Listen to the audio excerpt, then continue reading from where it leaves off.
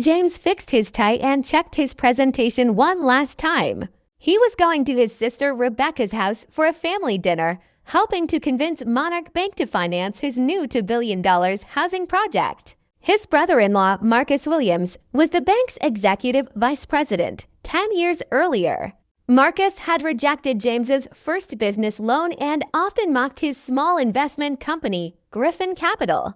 At every family gathering, Marcus liked to remind everyone that he was the successful businessman who had rescued Rebecca with his wealth. When James arrived, Rebecca welcomed him politely but couldn't hide her disappointment in his simple suit.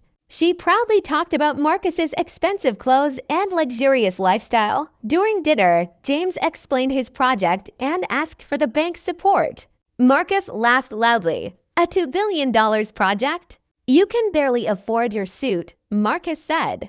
"Business is about power, and you have none." The other guests laughed while James quietly closed his laptop. Just then, his phone buzzed. His lawyer sent a short message, "Transfer complete."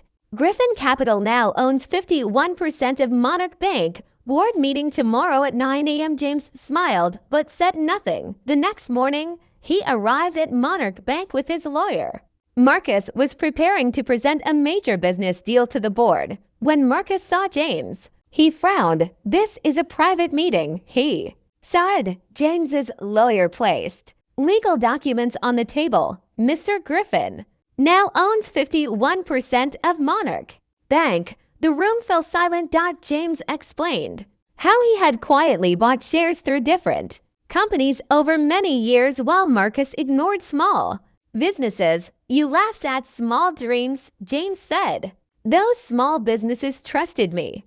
Together, they built something much bigger." The board quickly realized James had become the majority owner of the bank. Marcus could hardly believe it. Soon after, auditors investigated the bank and discovered Marcus had hidden illegal trades and misused company money for years. Rebecca was shocked. She confronted James, asking why he had done this. James calmly showed her security videos of Marcus insulting employees and treating people badly. Then James revealed another truth. The medical bills for Mom weren't paid by Marcus. He said, "I paid them through one of my companies. Marcus only took the credit." Rebecca broke into tears as she realized how much she had misunderstood her brother. Although Marcus had committed financial crimes, James arranged a deal that kept him out of prison if he cooperated and resigned. A year later, Monarch Bank became Griffin and Partners Financial Group under James's leadership.